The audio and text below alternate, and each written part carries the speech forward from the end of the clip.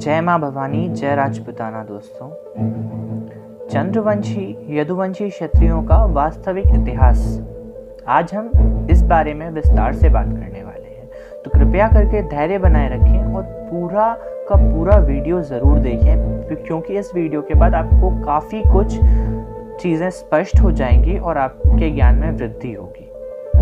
चलिए शुरू करते हैं। महाराज यदु वासुदेव यदुकुल शिरोमणि भगवान श्री कृष्ण के वास्तविक वंशज, जो कालांतर में विभिन्न वंशों में विभाजित हो गए हैं, जिनमें प्रमुख वंश निम्न प्रकार है: जादौन, जडेजा, भाटी, जादव, मैं कह रहा हूं जादव, यादव नहीं, वनाफर, चूड़ासमा, सरवोया, रायजादा, छौकर, वडेसरी, जसावत, जैसावर, सोहा, मुड़ेचा, पोर्च, सैनी, बरगला, टाक, उरैया, ये वंश अपने वास्तविक इतिहास, संस्कृति एवं अस्तित्व से अनभिज्ञ हैं और वर्तमान समय के चलते जातीय घाल मेल में दंत कथाओं और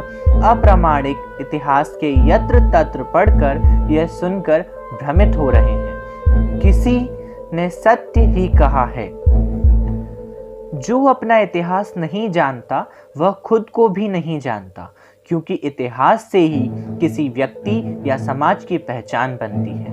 आज संसार की अनेक जातियां अपनी इतिहास के ज्ञान के बिना लुप्त हो चुकी हैं। विद्वान और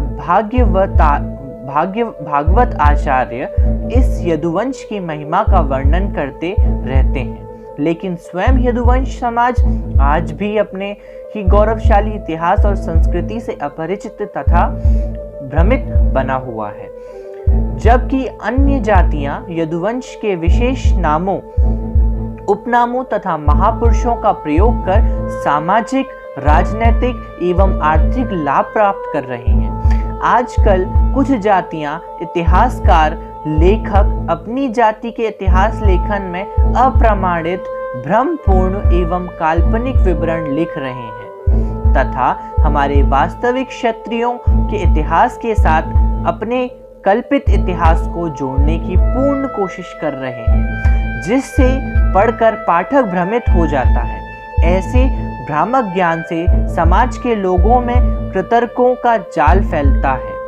यह भ्रामक छेड़छाड़ यदुवंश के विशाल इतिहास के साथ अत्यधिक दृष्टि गोचर है, क्यों कि समस्त प्राचीन इतिहास का मूल स्रोत वेद और पुराण हैं, जिनमें यदुवंश का इतिहास विस्तार से वर्णित है। अतीत के ज्ञान के बिना वर्तमान का सरलीकरण एवं भविष्य का मार्गदर्शन नहीं होता है। चंद्रवंश से यदुवंश का जन्म कैसे हुआ? यदुवंश प्रायः चंद्रवंश की एक प्रमुख शाखा है। ऋग्वेद में यदुवंशी तथा चंद्रवंशी अनेक राजाओं का वर्णन मिलता है, जिनको शुद्ध क्षत्रिय कहा गया है। यदुवंशी द्विजातीय संस्कारित है। प्राचीन पौराणिक इतिहास के अनुसार क्षत्रिय राजा ययाति का विवाह दैत्य गुरु शुक्राचार्य की पुत्री ब्राह्मण कन्या देवयानी से हुआ था, जिसके बड़े पुत्र महाराज यदु थे, जिनसे यदुवंश चला। इसी कारण यदुवंश में उत्पन्न श्री कृष्ण एवं बलराम का यदुवंश के कुलगुरु गर्गाचार्य जी द्वारा वसुदेव जी के कहने पर नंद गोप ने गोकुल के द्विजाति यज्ञोपवीत नामकरण संस्कार कराया था। चंद्रवंश से यदुवंश का जन्म कैसे हुआ जाने। ब्रह्मा के पुत्र अत्रि थे, जिनकी पत्नी भद्रा से सोम या चंद्रमा का जन्म हुआ, इसलिए यह वंश सोम या चंद्रवंश के नाम से जाना जाता है। अत्रि ऋषि से इस वंश की उत्पत्ति हुई, इसलिए इस वंश को वंशजों का गोत्र अत्रि माना गया तथा इस वंश के वंशज चंद्रवंशी या सोमवंशी कहलाए।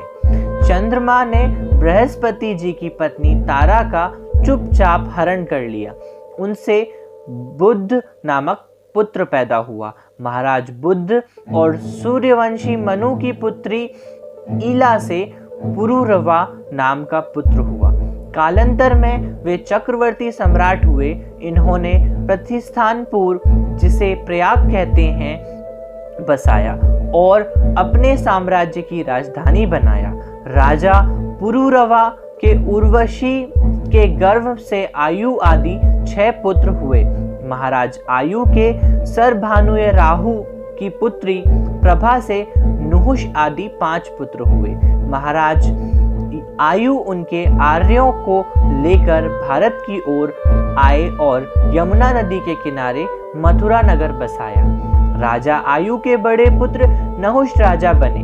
महाराजा नहुष के रानी व्रजा से 6 पुत्र पैदा हुए, जिनमें यति सबसे बड़े थे, लेकिन ये धार्मिक प्रवृत्ति के होने के कारण राजा नहीं बने और ययाति को राजा बनाया गया। राजा ययाति की 2 रानियां थीं, जिनमें एक देवयानी जो दैत्य गुरु शुक्राचार्य की पुत्री देवयानी तथा दूसरी शर्मिष्ठा जो दानवराज वृषपर्वा की पुत्री थी। देवयानी से यदु और तुर्वसु तथा शर्मिष्ठा से द्रुह्यु, अनु और पुरु हुए। सभी 5 राजकुमार संयुक्त रूप से पांचजन्य कहलाए। राजा ययाति ने अपने बड़े बेटे यदु से उनका यौवन मांगा, जिसे उन्होंने नम्रता पूर्वक अस्वीकार कर दिया। सबसे छोटे पुत्र पुरु ने अपना यौवन पिता को दे दिया। राजा ययाति ने अप्रसन्न होकर युवराज यदु को उनके बीजभूत उत्तराधिकारी से वंचित करके कुमार पुरु को यह अधिकार पारितोषिक में देने की घोषणा की। राजा ययाति के पुत्रों में यदु और पुरु के वंशज ही भारतीय इतिहास का केंद्र रहे। बुद्ध और ययाति तक के राजा के वंशज ही सोमवंशी या चंद्रवंशी कहलाए। राजा पुरु के वंशजों को ही सोमवंशी या चंद्रवंशी कहलाने का अधिकार था। इसलिए क्योंकि यदु कुमार ने यौवन देने से इनकार कर दिया था, इस पर महाराज ययाति ने यदु को श्राप दिया कि तुम्हारा कोई वंशज राजा नहीं बनेगा और तुम्हारे वंशज सोम या चंद्रवंशी कहलाने के अधिकारी नहीं होंगे। केवल राजा पुरु के वंशज ही सोम या चंद्रवंशी कहलाएंगे। इसमें कौरव और पांडव हुए। यदु महाराज ने राजाज्ञा दी कि भविष्य में उनकी वंश परंपरा यदु या यादव नाम के जानी जाएगी। मेरे वंश यदुवंशी या यादव कहलाएंगे। राजा पुरु के वंशज पौरव या पुरुवंशी ही अब आगे से सोमवंशी या चंद्रवंशी कहलाने के अधिकारी रह गए हैं। राजा पुरु राजा दुष्यंत के पूर्वज थे, जिनके राजकुमार भरत के नाम पर इस देश का नाम भारत या भरतवर्ष पड़ा। राजा पुरु के ही वंश के राजा कुरु, जिनके कौरव और पांडव हुए, जिनमें आपस में महाभारत युद्ध हुआ। प्रयाग से मध्य देश पर राज्य करते हुए राजा ययाति अत्यधिक अतप्रत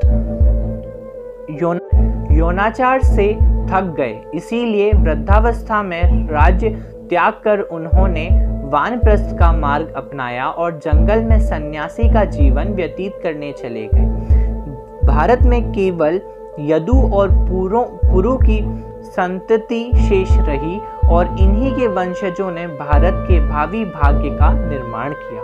वास्तविक यदुवंश पौराणिक यादव क्षत्रियों के कुल महाराज यदु के 4 पुत्र हुए, जिनमें सहस्त्र जाति और कोष्ट्र के वंशज अधिक प्रसिद्ध हुए। 1 सहस्त्र प्रजाति के वंशज हैहय यादव कहलाए, जो यदु के राज्य के उत्तरी भाग के शासक हुए। 2 क्रोष्ट्रा, ये महाराज यदु के बाद प्रथम यदुवंशी शासक हुए, जो दक्षिण भाग यानी जूनागढ़ के शासक हुए। महाराज कोष्टा का कुल आगे चलकर कई उपकुलों में विभाजित हुआ, जिनका विवरण इस प्रकार है। राज्य दर्शाह के वंशज दर्शा यादव कहलाए। ब राजा मधु के वंशज मधु यादव कहलाए। राजा सातवत के वंशज सातवत यादव कहलाए। राजा वृषणानी के वंशज वृष्णी यादव कहलाए, जिनमें शूरसेन, वासुदेव, श्री कृष्ण, अकुर, उद्धव, सात्यकी, कुंती, सत्यभामा के पिता सत्राजित हुए। ध राजा अंधक महाभोज के वंशज भोजवंशी यादव कहलाए,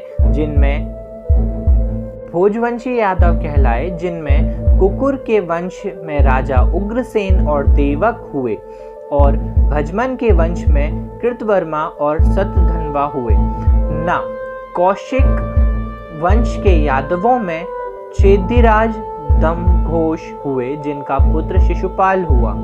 प विदर्भ वंशी यादवों में राजा भीष्मक हुए, जिनकी पुत्री रुक्मणी जी थी। विष्णु पुराण के अनुसार दानवों का नाश करने के लिए देवताओं ने यदुवंश में जन्म लिया, जिसमें कि 101 कुल थे। उनका नियंत्रण और स्वामित्व भगवान श्री कृष्ण ने खुद किया। महाभारत में 56 कोटि यादवों का वर्णन आता है। इससे लोग अनुमान करते हैं कि 56 करोड़ यदुवंशी यादव क्षत्रिय थे, परंतु वास्तव में 56 शाखाएं थीं, जिन्हें कुल कहते हैं। इसलिए 56 करोड़ यादव क्षत्रिय मानना भूल है। मेजर अरसे किंग साहिब ने भी राजपुताना गेजेटियर सन 1908 में यादव क्षत्रियों के 56 तड़े या कुल माने हैं। वायु पुराण के अनुसार यदुवंशियों के 11 कुल कहे जाते हैं। कुलीन दश चैंक च यदवानाम महात्मनाम। यदुवंश में यादव कुमारों को शिक्षा देने वाले आचार्य की संख्या 3 करोड़ 88 लाख थी। फिर उन महात्मा यादवों की गणना कौन कर सकता था? राजा उग्रसेन के साथ एक नील के लगभग यदुवंशी सैनिक थे। श्रीमद् भगवत कथा पेज 598 चंद्रमा से श्री कृष्ण के समय तक कुल 46 राजाओं की पीढ़ियां हुई। भगवान श्री राम कृष्ण जी से 21 पीढ़ी पहले हुए थे। महाराज यदु की वंश में 42 पीढ़ी बाद वृषणी राजा हुए, जिनके पुत्र देवमी दृश हुए, जिनकी अश्मकी नामक पत्नी से महाराज सूरसेन हुए, जिनकी मरीषा नाम की पत्नी से वासुदेव आदि 10 पुत्र व कुंती आदि 5 पुत्रियां हुई। वासुदेव जी की पत्नी देवकी जी, जो अधिक वंशी यादव उग्रसेन के भाई देवक की पुत्री थी, से भगवान श्री कृष्ण हुए। कुछ जाति विशेष के इतिहासकारों ने अहीरों या गोपों के शासक नंद जी को यदुवंशियों से जोड़ने का प्रयास में श्री कृष्ण की 4 पीढ़ी पूर्व देव मुनि यदुवंशी राजा की क्षत्रिय पत्नी, जो इक्ष्वाकु वंश की राजकुमारी अश्मिकी थी, इससे महाराज सूरसेन पैदा हुए, जिनसे वासुदेव जी थे, और देवमिश्र की वैश्य जाति की पत्नी से पर्यजन उत्पन्न हुए, जिनके पुत्र नंद जी हुए, जिनसे अहीर या गोप अपनी उत्पत्ति बताते हैं।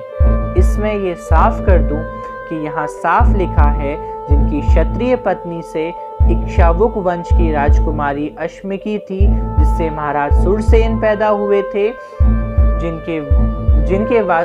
जिनके पैदा पुत्र वासुदेव जी थे, और देवशुमणी जो कि जाति से वैश्य थी, उस पत्नी से नंद बाबा ने अवतरण लिया। जो बिल्कुल असत्य है, जिसका कोई उल्लेख पौराणिक साहित्य या इतिहास में नहीं मिलता, ऐसे में पर्जन्य की उत्पत्ति एक मिथक प्रयास कहा जा सकता है। इस संबंध में पौराणिक एवं ऐतिहासिक कोई भी ऐसा उल्लेख नहीं मिलता जिससे यह प्रमाणित हो सके कि अहीर जाति राजा यदु से उत्पन्न यदुवंश में उत्पन्न हुई। आधुनिक देशी व विदेशी इतिहासकारों ने भी इस जाति का यदु के वंश से कोई संबंध नहीं बताया है और न ही भगवान श्री कृष्ण के किसी वंशज से इनका संबंध है। पूर्व काल से ही गोपों और यदुवंशी क्षत्रियों का सामाजिक जीवन भिन्न रहा है। इतिहास का अध्ययन व चिंतन किए बिना कोई कुछ भी लिख देता तो वही सत्य नहीं माना जा सकता है।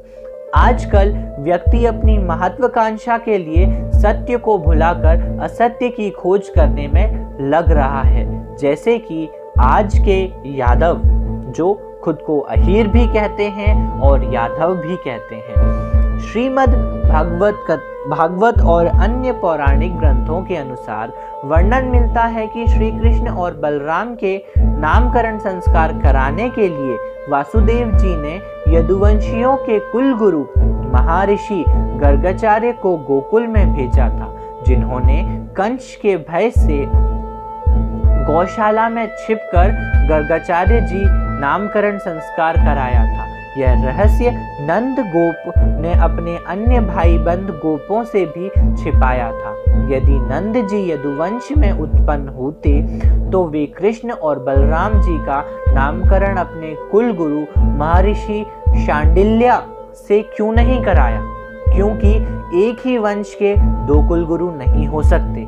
गर्गाचार्य जी के संपूर्ण श्रेष्ठ यादवों ने महाराज सूरसेन की इच्छा से मथुरापुरी में अपने पुरोहित पद पर प्रतिष्ठित किया था। उस समय उग्रसेन मथुरा के राजा थे। गर्ग जी की इच्छा से ही वासुदेव और देवकी जी का विवाह हुआ था। महावन में नंद पत्नी के गर्भ में योग माया ने स्वतः जन्म ग्रहण किया था। यशोदा जी की को गोपी कहा गया है। गर्ग संवत पेज 30। नंद जी ब्रज में शोणपुर के शासक थे। नंद जी ने खुद कहा कि मैं तो ब्रजवासी गोपियों का आज्ञाकारी सेवक हूँ। व्रजेश्वर नंद राय जी कहते थे उनको सभी व्रजवासी नंद जी और वासुदेव जी ने हमेशा हर जगह जहाँ भी मिले हैं एक दूसरे को मित्र ही कहा है, संगे संबंधी नहीं। दूसरा प्रमाण यह है कि भगवान श्री कृष्ण ने जरासंध के बार बार आक्रमण करने पर ब्रजमंडल की रक्षा भावना से योग माया के द्वारा अपने समस्त स्वजन संबंधियों को द्वारका में पहुंचा दिया। शेष प्रजा की रक्षा के लिए बलराम जी को मथुरा में छोड़ दिया। इससे स्पष्ट है कि श्री कृष्ण जी ने समस्त यदुवंशियों को ही द्वारका पहुंचाया था, जो उनके स्वजन संबंधी थे, ना कि नंद यशोदा आदि गोपों को।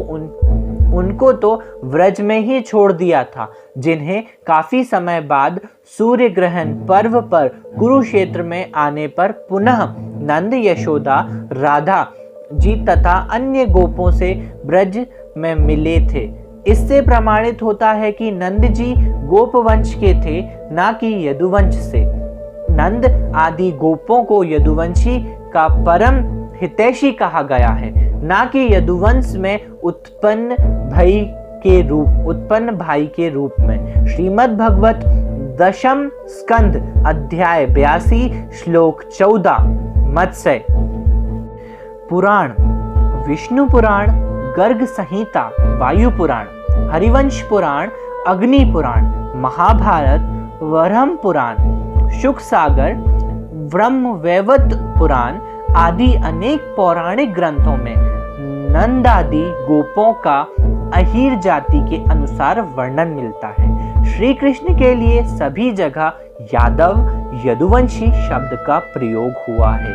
अब यह बात अलग है कि कोई व्यक्ति किसी पौराणिक या ऐतिहासिक संदर्भ का अपने स्वार्थ या पक्ष में किस प्रकार अर्थ निकाल रहा है, अर्थात अर्थ का अनर्थ कर रहा है। इसके अलावा सैकड़ों प्रमाण हैं जिनसे यह सिद्ध होता है कि भगवान श्री कृष्ण महाराज यदु के वंशज यदुकुल शिरोमणि हैं और नंद जी के वंश का यदुवंश से कोई ताल मेल का प्रमाण नहीं मिलता किसी भी प्रमाणिक सर्वमान्य ग्रंथ या वेद में।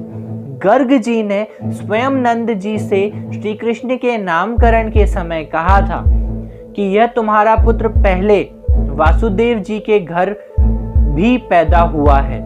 इसलिए इस रहस्य को जानने वाले लोग इस बालक को श्रीमान वासुदेव भी कहते हैं।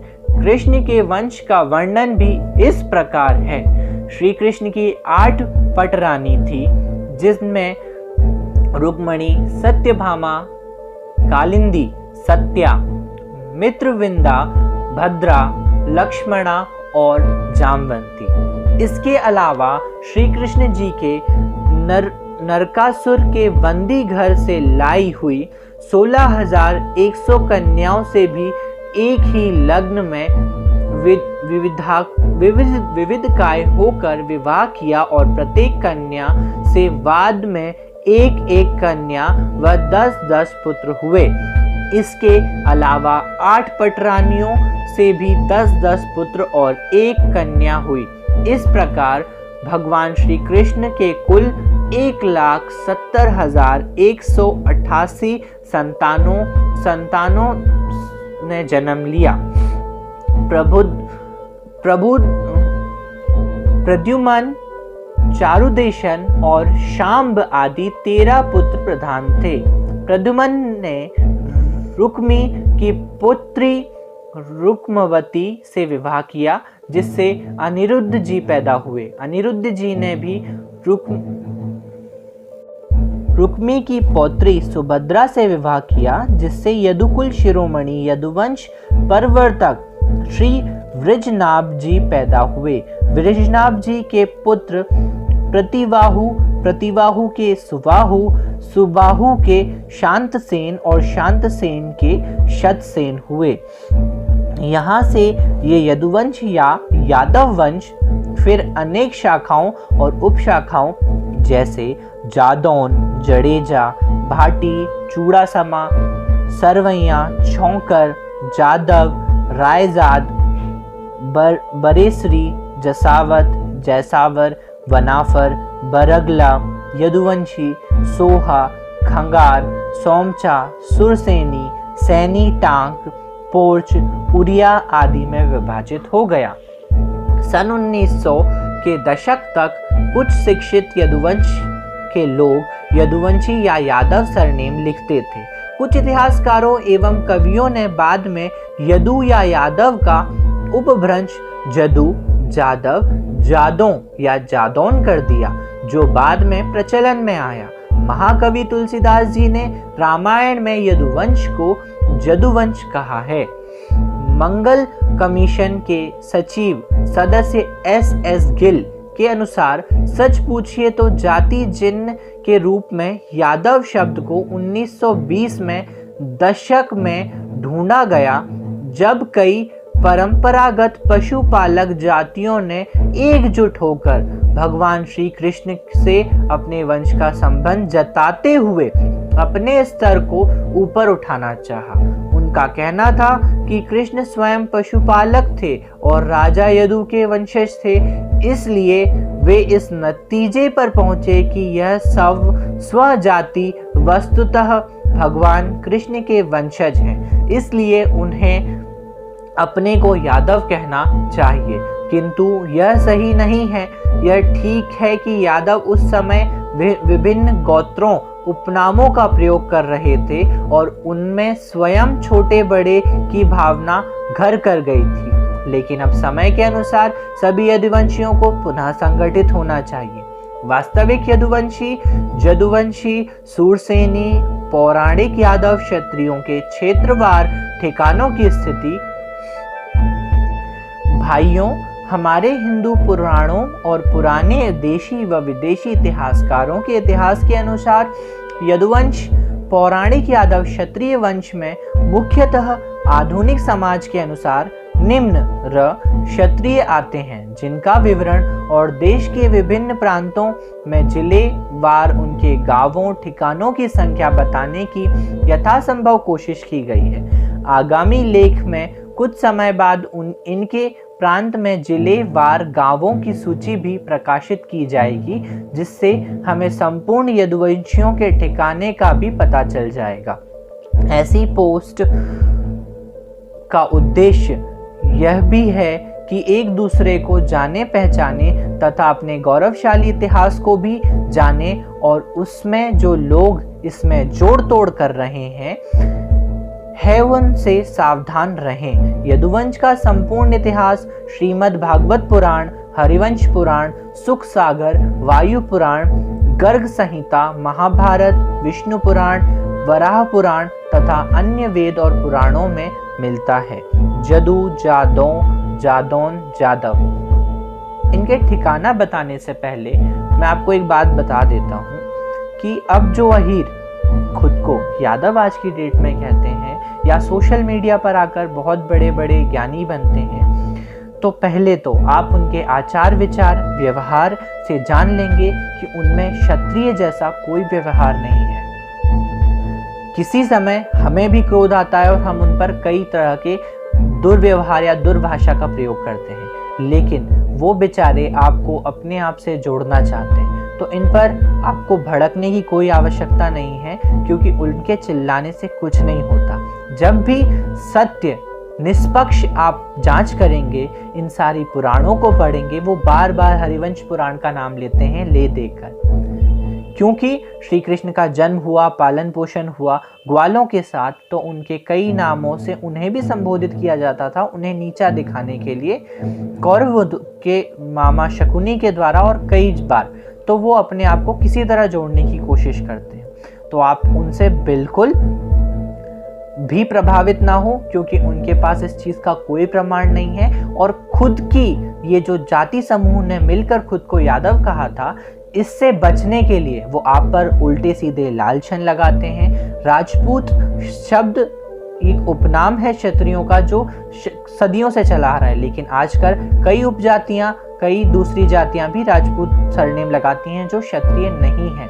तो वो आपको उनके भाव से आपको चिढ़ाने या जलाने का प्रयत्न करते हैं, उन्हें करने दीजिए, उसके अलावा उनके हाथ में कुछ नहीं है। चलिए अब इनकी जानकारी देते हैं। जदू, जादौन और जाधव राजस्थान, करौली के पास का पूरा डांग क्षेत्र, जिसमें 37 जागारी ठिकाने हैं, जिसके अंतर्गत लगभग 11 गांव आते हैं।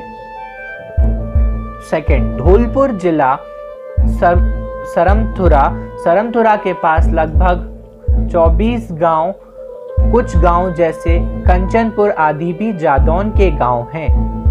भरतपुर जिले की बयानी तहसील में लगभग 10 गांव, भरतपुर शहर के पास 10 गांव, ढींग के पास 12 गांव जादौन राजपूतों के हैं। कुछ ठिकाने चित्तौड़, उदयपुर, भीलवाड़ा, पाली, कोटा, बूंदी, बारा, झालवाड़ जिलों में भी जादौन है। मध्य प्रदेश, मुरैना जिला में सबलगढ़ का क्षेत्र, जिसमें लगभग 40 गांव जादौन के हैं। जारो तहसील का जौरा क्षेत्र, सुमावली क्षेत्र, कुछ ठिकाने धौलपुर व के बॉर्डर के पास, भिंड जिले का भदावर क्षेत्र, गोहद तहसील, श्योपुरी, विदिशा, रायसेन, गुना, अशोकनगर, होशंगाबा, दका, सिवनी, मालवा, बानपुरा क्षेत्र, कुछ ठिकाने इंदौर और उज्जैन में भी हैं। कुल मिलाकर इन मध्य प्रदेश के सभी जिलों में लगभग 100 से 150 गांव जादौन राजपूतों के हैं। कुछ जादौन छतरपुर और पन्ना जिलों में भी पाए जाते हैं।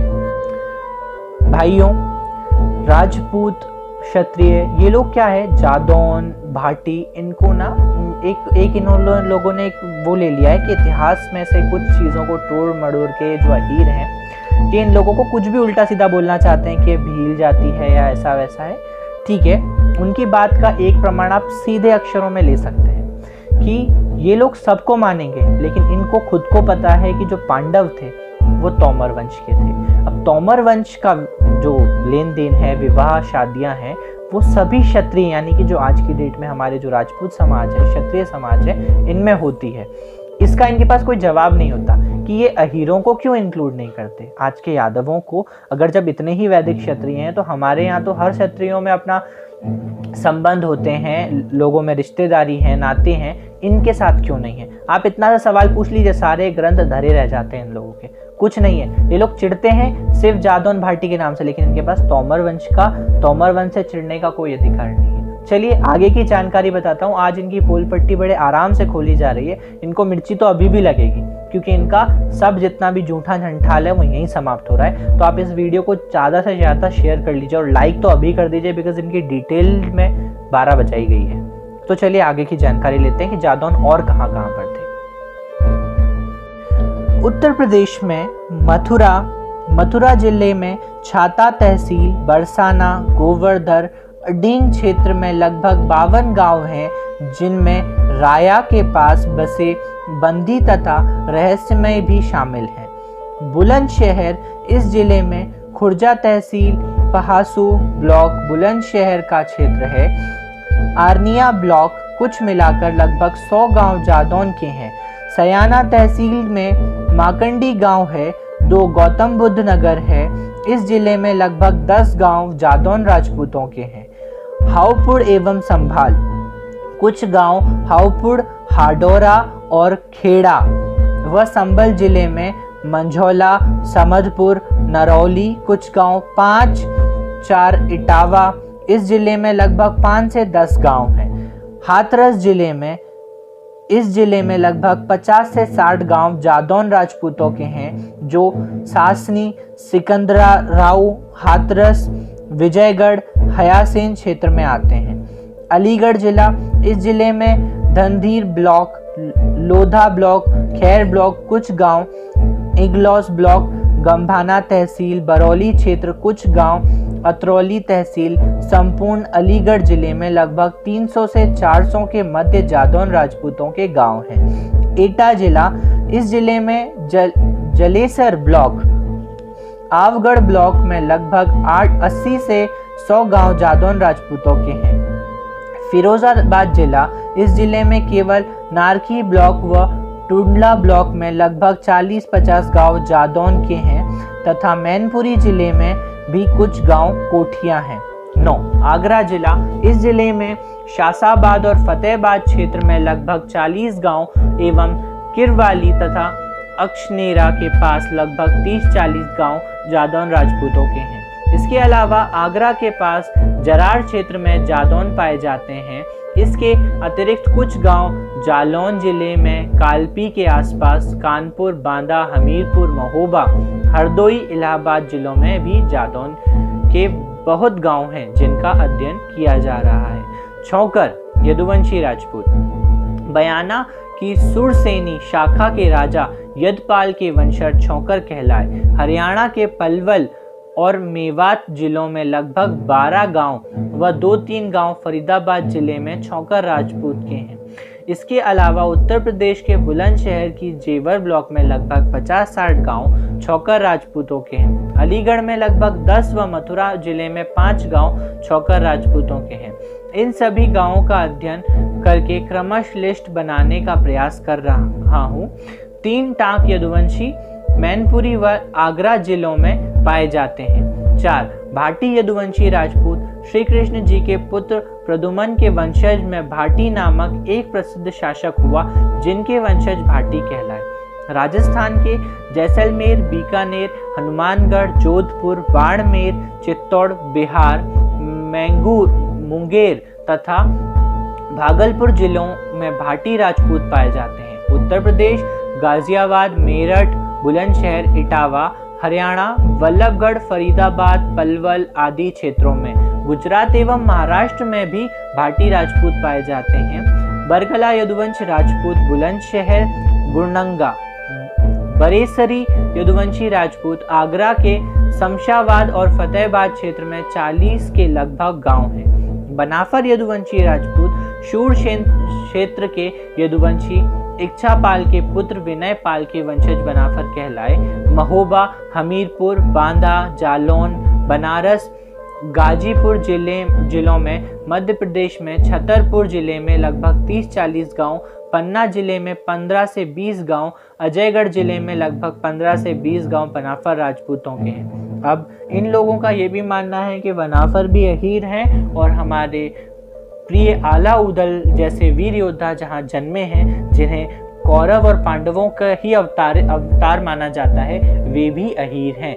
बल्कि सत्य है कि वो बनाफर क्षत्रिय हैं। अब ये खुद को तो यादव कहते हैं, लेकिन ये किसी बनाफर के पास जाके ये हिम्मत नहीं करते कि उसको जाके अहीर कह दें, क्योंकि ये उनके वहाँ पर बनाफर उनके क्या हाल करेगा ये तो खुद बनाफर क्षत्रिय ही जानते हैं, बनाफर राजपूत ही जानते हैं, लेकिन ये उनके सामने जाके हिम्मत नहीं करते उन्हें अहीर बताने की। जैसावर यदुवंशी राजपूत बुलंदशहर के जेवर दैनाक क्षेत्र में 52 गांव, हरियाणा में बल्लभगढ़ तहसील में 52 गांव, इसके अलावा मथुरा, दिल्ली, मेरठ, अलीगढ़, गाजियाबाद, एटा, मैनपुरी, इटावा, आगरा के क्षेत्र में भी राजपूत पाए जाते हैं। इसके अलावा बरेली, फारुखाबाद, बदायूं, बाराबंकी, हमीरपुर में भी पाए जाते हैं। जसावत यदुवंशी राजपूत मथुरा, आगरा जिलों में बहुतायत संख्या में पाए जाते हैं। ये मथुरा में गोवर्धन, फरह, छाता क्षेत्र में जायस, मथुरा की मान तहसील में पाए जाते हैं। आगरा जिले में इनके गांवों का अध्ययन किया जा रहा है। जो भी भाई इसमें सहयोग करना चाहे स्वागत है। हमें हमारे ईमेल आईडी पे आप लोग कांटेक्ट कर सकते हैं। 10 पोष पौरुष यदुवंशी राजपूत हाथरस जिले में सिकंदरा राव, हसायन, गोडरा और मेंडूर के पास 30-40 गांव हैं। फारुखाबाद जिले में कम संख्या में यह राजपूत पाए जाते हैं। जडेजा यदुवंशी राजपूत राजकोट, नवानगर, जामनगर, कच्छ, गोंडल, मोरवी क्षेत्र में पाए जाते हैं। इसके अतिरिक्त वीरपुर, कोटरा, सांगड़ी, कोटरा, देवानी, मालिया, मैंगनी, ग्वरोदहाड़, धड़ला, जालिया, भाडुआ, राजपुरा, कोठरिया, शायर, लोधी, बडाली, खिरसिरा, सीसांग, चंडली, वीरबावा, काकसी, हाली, बडाली, मोवा, प्रास, सातोड़, बावड़ी, मुली, लोदरी, सांतुलपुर। माफी चाहूंगा कुछ जिलों के या कुछ प्रांतों के नाम मैं गलत ले रहा हूं तो मुझे एक्सक्यूज कर दीजिएगा। अगले चूड़ासमा यदुवंशी राजपूत शाम समा के वंशज चूड़चंद्र के वंशज चूड़ासमा कहलाए। इनका सिंध क्षेत्र पर बहुत समय तक शासन रहा। गुजरात, वंतली एवं जूनागढ़ क्षेत्र में पाए जाते हैं। 13 सरवैया यदुवंश राजपूत चूड़चंद्र के वंशज रगोरिया के गिरनार जूनागढ़ में अपना शासन स्थापित किया। कहा जाता है कि रागरिया के और अनेक वंशज तीर चलाने में बड़े तेज थे। इस कारण इनके वंशज सरवैया यदुवंशी कहलाए। गुजरात राज्य के कुछ जिलों में जाधव यदुवंशी राजपूत, महाराष्ट्र राज्य के देवगिरी में इनकी राजधानी रही। रायजादा यदुवंशी राजपूत राजा भूपति के वंशज, इनकी जागीर सोरठ। गुजरात के सभी जिलों में यदुवंशी क्षत्रियों के गांवों का अध्ययन किया जा रहा है। शीघ्र सूची भी प्रकाशित की जाएगी। कोई भी भाई सहयोग देता है उसका स्वागत है। मुझे आज ये सब बताते हुए बड़ी प्रसन्नता एवं बड़ी खुशी हो रही है, क्योंकि ये जो अहीर इतनी तरीके से जो चिल्लाते थे, चीखते थे, आज इनके निरंतर हर एक चीज का उत्तर हमारे पास उपलब्ध है और इन्हें किसी भी मंच पर जवाब देने के लिए हम तैयार हैं। शूरसेनी सैनी यदुवंशी राजपूत, प्राय ये राजपूत हरियाणा, पंजाब, हिमाचल तथा जम्मू के कुछ जिलों में बहुतायत संख्या में पाए जाते हैं। खागर यदुवंशी जूनागढ़ गुजरात के प्रसिद्ध द्वितीय के वंश हैं। उनके पूर्वज 1200 ईस्वी के लगभग गुजरात से चलकर बुंदेलखंड क्षेत्र में बस गए। कहा जाता है कि क्षत्रिय राव खेत सिंह पृथ्वीराज चौहान के सामंत थे। इन्हें बांदा, झांसी, हमीरपुर, जालौन में है। कुछ यदुवंशी राजपूत के ठिकाने कर्नाटक में तथा बंगाल में भी हैं। जिनके विषय में शोध कार्य किया जा रहा है। जैसे ही उपलब्ध होगा आपको बताएंगे। इन सब की जानकारी के लिए डॉक्टर धीरेन्द्र सिंह जादौन का बहुत बहुत आभार। गांव लड़ौता, सासनी, जिला हाथरस, उत्तर प्रदेश। अखिल भारतीय क्षत्रिय महासभा को भी हमारा धन्यवाद तथा इस बारे में और जितनी भी विस्तारक जानकारी होगी उस पर हम शोध कर रहे हैं। जैसे ही शोध पूर्ण होगा इसे हम आपकी जानकारी में लाने का प्रयत्न करेंगे।